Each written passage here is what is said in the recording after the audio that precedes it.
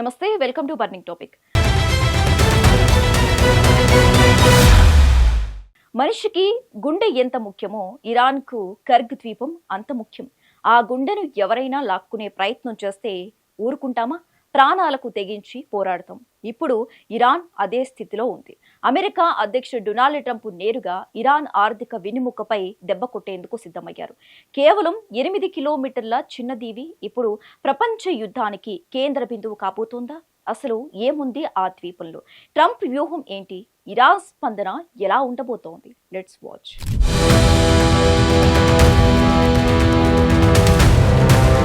Iran దేశం వైశాల్యపరంగా చాలా పెద్దది.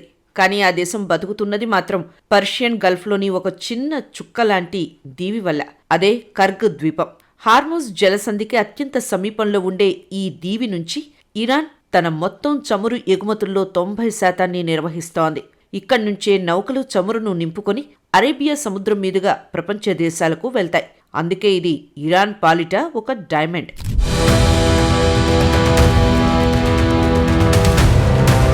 అంత పెద్ద ఇరాన్ను వదిలేసి అమెరికా ఈ చిన్న దీవిపై ఎందుకు ఫోకస్ చేస్తోంది? దీని వెనక బలమైన ఆర్థిక వ్యూహం ఉంది. ఖర్గ్ దీవిని స్వాధీనం చేసుకుంటే ఇరాన్కు వచ్చే రెవెన్యూ పూర్తిగా ఆగిపోతుంది. విదేశీ కరెన్సీ రాకపోతే ఆ దేశం ఆర్థికంగా అల్లకల్లోలం అవుతుంది. వెన్నుముక విరిగిన పక్షిలా ఇరాన్ కుప్పకూలిపోతుంది. అందుకే ట్రంప్ నేరుగా ఆయువు పట్టుపై దెబ్బ కొట్టాలని నిర్ణయించుకున్నారు.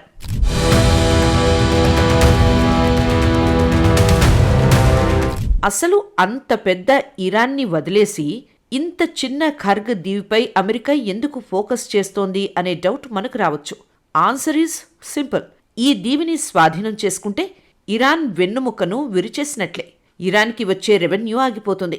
ఇరాన్ బతుకుతున్నదే ఈ దీవి వల్ల.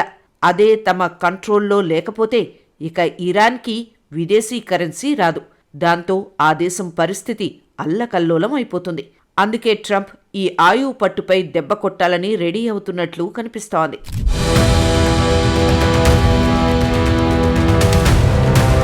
ప్రపంచ చమురు రాజకీయాల్లో ఇరాన్ స్థానం ఎప్పుడూ చర్చనీయాంశమే.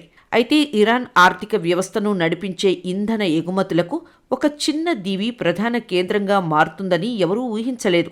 కేవలం 8 కిలోమీటర్ల వైశాల్యం కలిగిన ఒక చిన్న భూభాగం ఇరాన్కు ఇప్పుడు ఒక డైమండ్ లాంటిది. ఆకాశం నుంచి చూస్తే సముద్రంలో ఒక చిన్న చుక్కలా కనిపించే ఈ దీవి ఇరాన్ చమురు వాణిజ్యంలో అత్యంత శక్తివంతమైన పాత్ర పోషిస్తోంది. సాధారణంగా గల్ఫ్ ప్రాంతంలోని తీర ప్రాంతాలు చాలా వరకు లోతు తక్కువగా ఉంటాయి. భారీ నౌకలు లేదా భారీ చమురు ట్యాంకర్లు తీరానికి దగ్గరగా రావడం అసాధ్యం. దీనివల్ల పైప్ లైన్ల ద్వారా దూరంగా ఉన్న నౌకలకు చమురును పంపాల్సి ఉంటుంది. ఇది సమయం మరియు ఖర్చుతో కూడుకున్న పని. కానీ ఈ 8 కిలోమీటర్ల దీవి దగ్గర ప్రకృతి ఒక అద్భుతాన్ని సృష్టిస్తుంది. ఈ దీవి చుట్టూ ఉన్న సముద్రం అసాధారణమైన లోతును కలిగి ఉంటుంది. సముద్రం లోతుగా ఉండటం వల్ల ప్రపంచంలోనే అతిపెద్ద భారీ నౌకలు సైతం ఎటువంటి ఆటంకం లేకుండా నేరుగా ఈ దీవి వద్దకు రాగలవు. వేగవంతమైన కార్యకలాపాలు, తీరానికి అతి సమీపంలోకి నౌకలు రావటం వల్ల చమురును నింపుకోవటం చాలా వేగంగా జరుగుతుంది.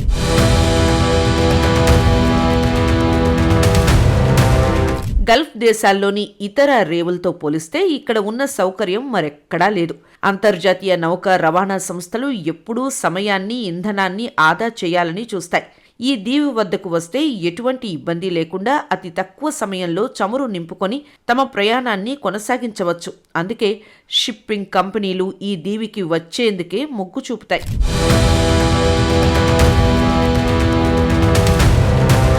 ఇటీవల ఈ దీవిపై అమెరికా వైమానిక దాడులు చేసింది. అప్పుడు చమురు ఉత్పత్తి కేంద్రాల జోలికి వెళ్లలేదు.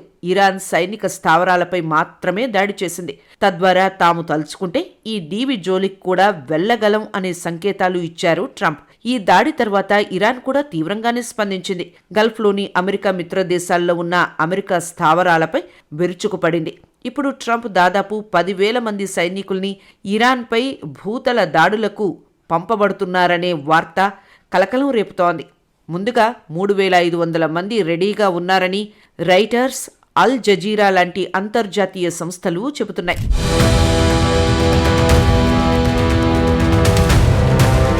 కర్గ్ ద్వీపం ఇరాన్ ఆర్థిక జీవనాడి. ట్రంప్ స్వాధీనం చేసుకోవచ్చని హెచ్చరిక. ట్రంప్ ఫైనాన్షియల్ టైమ్స్కు ఇచ్చిన ఇంటర్వ్యూలో బాంబు పేల్చారు.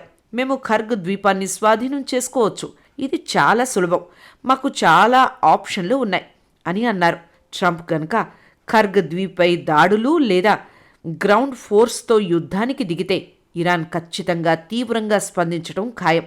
ఎందుకంటే ఈ దీవిని కోల్పోతే ఇక ఇరాన్కి మిగిలేది కన్నీరే. ఆర్థికంగా ఆ దేశం మరింత చితికిపోతుంది. కాబట్టే ఇరాన్ గట్టిగా పోరాడటం ఖాయం. అది మరింత పెద్ద యుద్ధానికి దారితీసినా ఆశ్చర్యం అక్కర్లేదు. కానీ ట్రంప్ ఏదో ఒక రకంగా ఇరాన్పై పైచేయి సాధించాలని భావిస్తున్నారు. అందుకు ఖర్గ్ దీవిని సొంతం చేసుకోవాలనే ప్లాన్లో ఉన్నట్లు ఆయన మాటలను బట్టి అర్థమవుతోంది.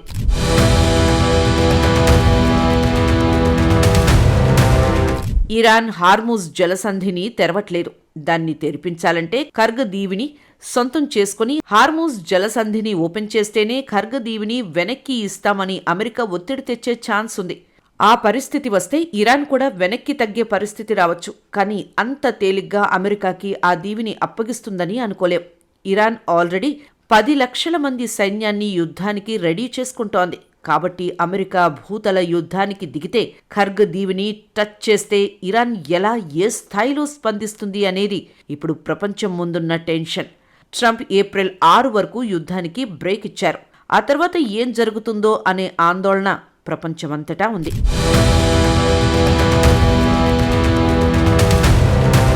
ప్రపంచ రాజకీయాల్లో వస్తున్న మార్పులు, ముఖ్యంగా మధ్యప్రాచ్యంలో నెలకొన్న యుద్ధ వాతావరణం ఇప్పుడు నేరుగా తెలుగు రాష్ట్రాల ప్రజల జీవితాలపై ప్రభావం చూపుతోంది. డొనాల్డ్ ట్రంప్ ఇటీవల చేస్తున్న వ్యాఖ్యలు అటు ఏపీ ఇటు తెలంగాణ ప్రజల్లో తీవ్ర ఆందోళన కలిగిస్తున్నాయి.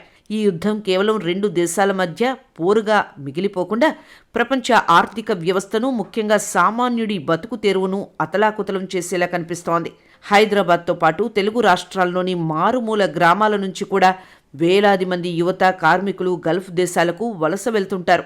దుబాయ్, సౌదీ అరేబియా, ఖతార్ వంటి దేశాల్లో లక్షలాది మంది తెలుగువారు ఉపాధి పొందుతున్నారు. ప్రస్తుతం నెలకొన్న యుద్ధ పరిస్థితుల వల్ల అక్కడి కంపెనీలు కార్యకలాపాలను తగ్గించుకుంటున్నాయి. దీంతో మన ఎన్ఆర్ఐలు ఎప్పుడు ఏం జరుగుతుందో తెలియని అయోమయంలో ఉన్నారు. ఉపాధి అవకాశాలు దెబ్బతినడం, స్వదేశానికి తిరిగి రావాల్సి వస్తుందన్న భయం వారి కుటుంబాలను నిత్యం టెన్షన్కు గురిచేస్తోంది.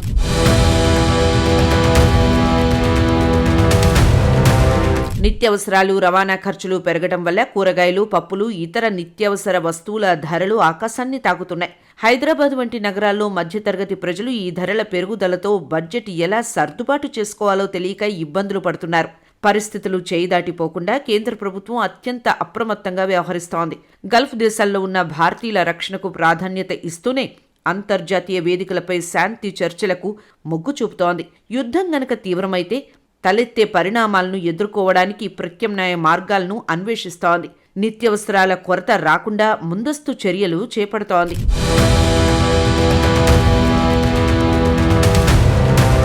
ఒక చిన్న దీవి చుట్టూ ఇప్పుడు ప్రపంచ రాజకీయం తిరుగుతోంది. అమెరికా తన పంతం నెగ్గించుకుంటుందా, లేక ఇరాన్ తన అస్తిత్వాన్ని కాపాడుకుంటుందా? ఏప్రిల్ 6 తర్వాత గల్ఫ్ యుద్ధ మేఘాలు ఏ తీరానికి చేరతాయో వేచి చూడాలి. కేంద్ర ప్రభుత్వం కూడా ఈ పరిణామాలను నిశితంగా గమనిస్తోంది.